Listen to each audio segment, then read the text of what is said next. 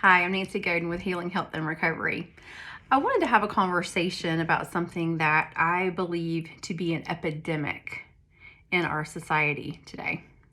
It's an epidemic that is right under our noses, and we're not talking about it. Or when we do, arguments ensue, and that's marijuana. So why do I think this is an epidemic? Well, I can't go hardly in my backyard without smelling it anymore. I can't walk down the street in my neighborhood to go for a walk without smelling it. I keep my car on recirculate now because I can't drive down the road without smelling it.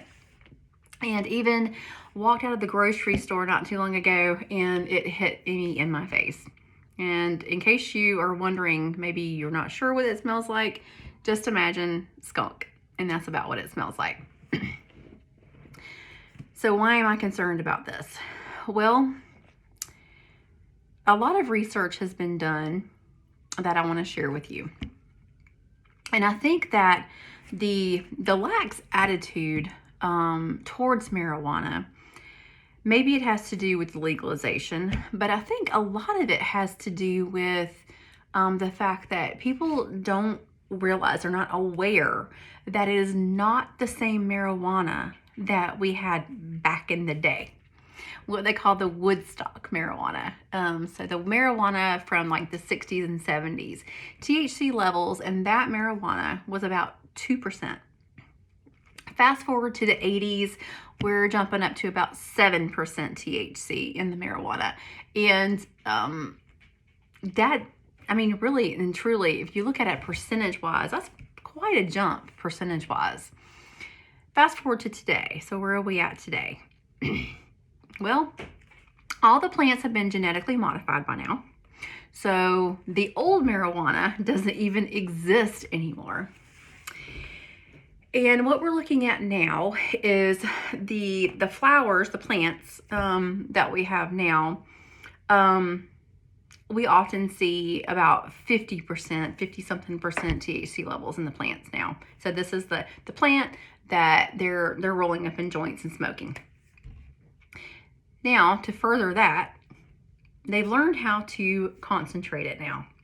So through chemical reactions, they have learned how to extract and concentrate that THC into waxes and oils, and smoking it in vape pens and bongs and such. The THC levels in these waxes and oils typically are about upper 80% into the 90-something percent range of THC.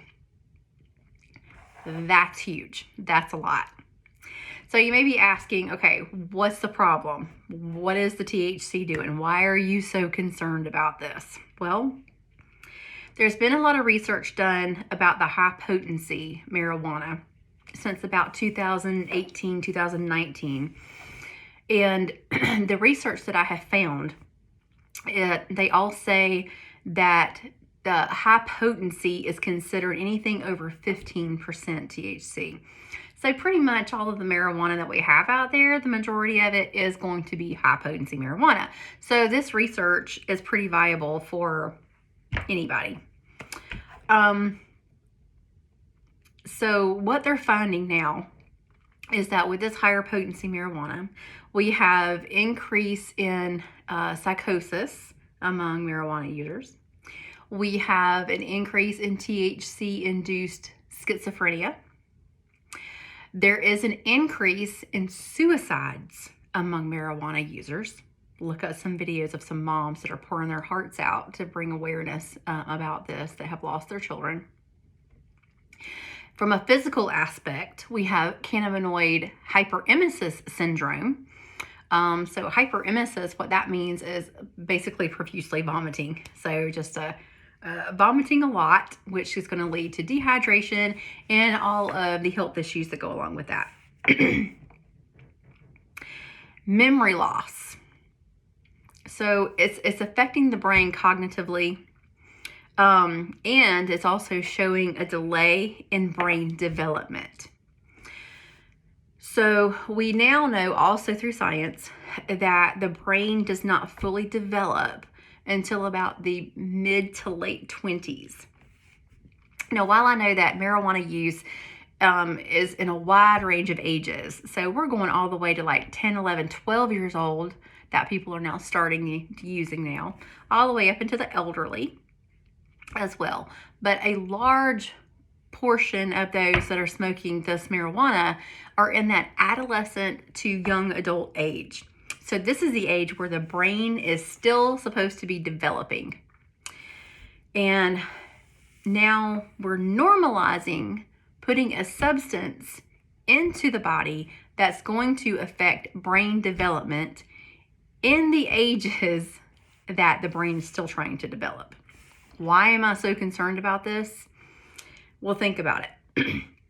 Those that are in this age range, these are the people who in 5 to 10 years are supposed to be our leaders, leading our communities, leading our society, leading our country.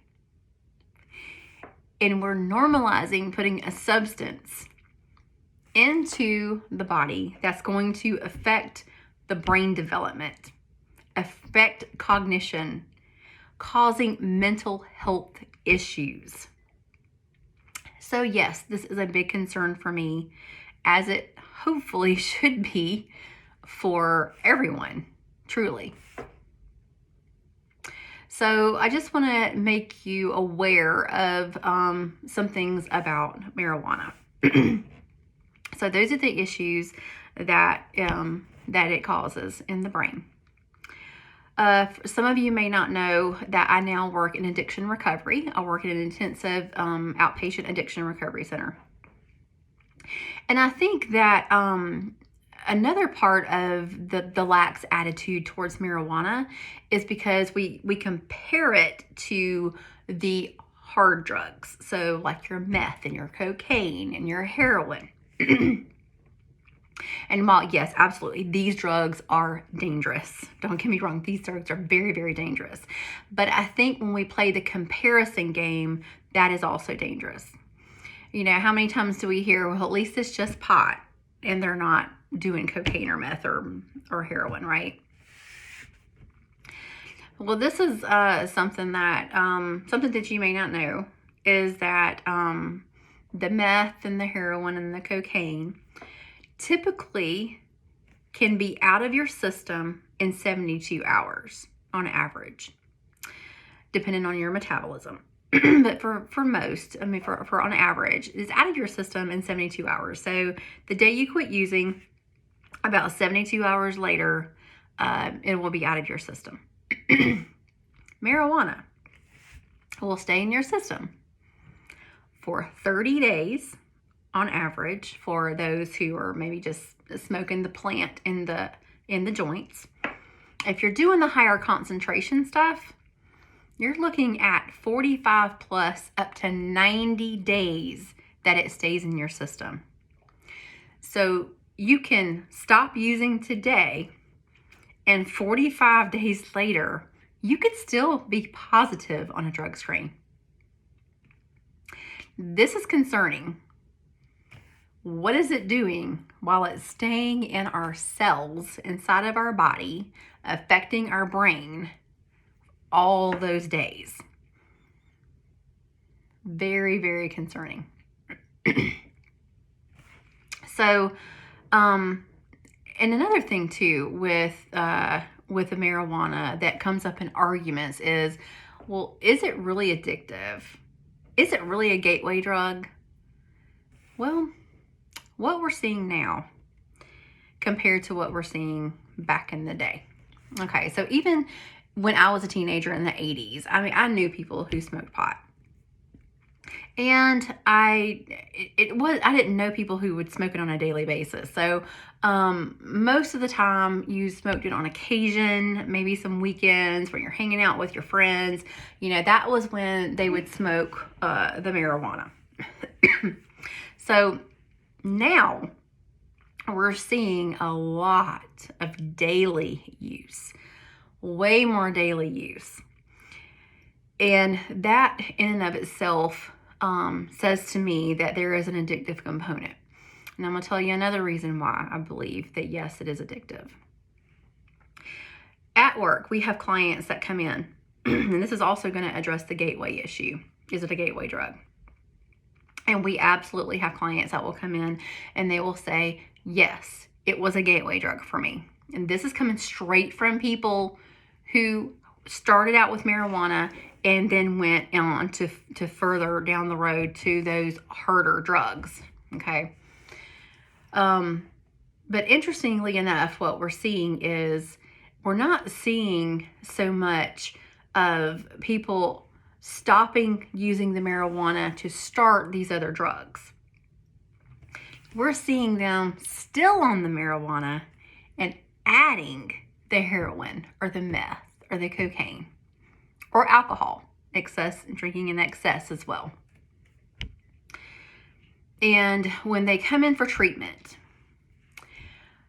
and they'll say that, okay, I'm here to try to kick this heroin addiction or this meth addiction or this cocaine addiction or this alcohol addiction, whatever. And then in doing their history or doing a drug screen, I found out that they're also smoking marijuana. They'll come up positive for THC. And so when I talk to them about it and they say, oh yeah, but I'm not here for that because I don't have a problem with marijuana. I just have a problem with the heroin or the meth, but I don't have a problem with marijuana. So I'm still going to smoke that. I'm still going to use that. And usually my question is, well, if you don't have a problem with it and you're not addicted to it, then why not put it down? I mean, you're here to come off of mind-altering substances, and you're probably here because you've had some negative consequences due to mind-altering substances. But they will adamantly say, no, I'm not giving that up. Not giving up the marijuana, regardless of if they're going to have negative consequences. Because usually the question that I'll pose at that point is, okay, first of all, is marijuana legal in the state of Georgia? So could there be legal consequences? Yes. Can you get a DUI on marijuana? Yes. So there is the potential of negative consequences. And the definition of addiction, the short definition of addiction, is continuing a substance or behavior regardless of negative consequences. So that in and of itself just tells me, yes, there is an addictive component to marijuana. And yes, it can be a gateway drug as well. So there's that component in there as well. So yes, it is addictive. Yes, it is a gateway. That's already been proven to me from what I'm seeing. So some of the other things that we're seeing is Delta 8. So you may not know what Delta 8 is. Delta 8 is a legal form of marijuana, basically. So if it's marijuana, then how is it legal? Well, I can post an article at some point. Basically, it has to do with the processing of it, and really kind of how they word the processing of it, because it's more, they word it as more of a hemp derivative.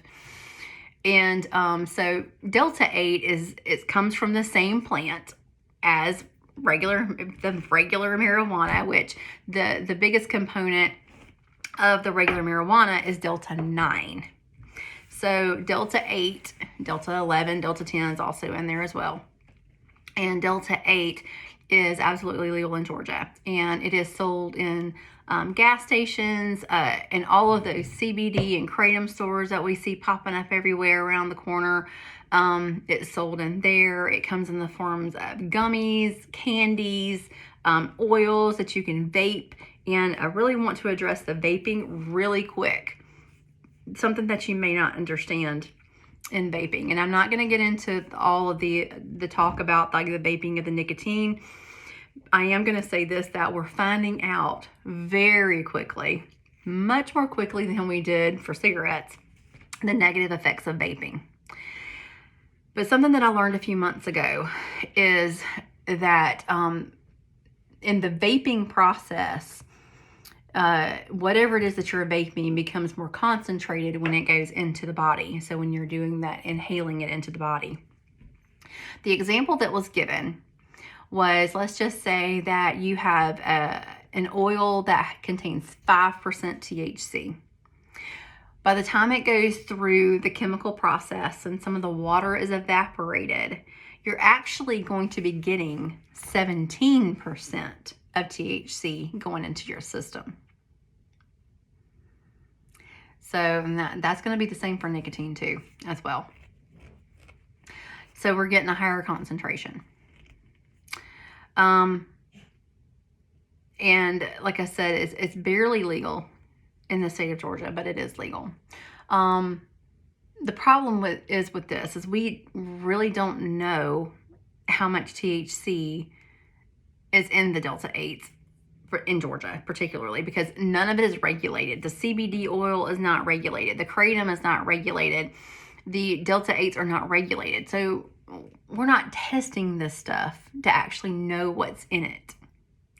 You know, the CBD oils are supposed to have the THC extracted, yet we do have some that will test positive for THC after using a CBD oil. I've known people that have lost their job due to using CBD oil. True 100% pure CBD oil probably does have some great medicinal value to it. The problem is we don't really see much of that, not much of the pure CBD oil. It would actually be pretty expensive if it was true pure CBD oil.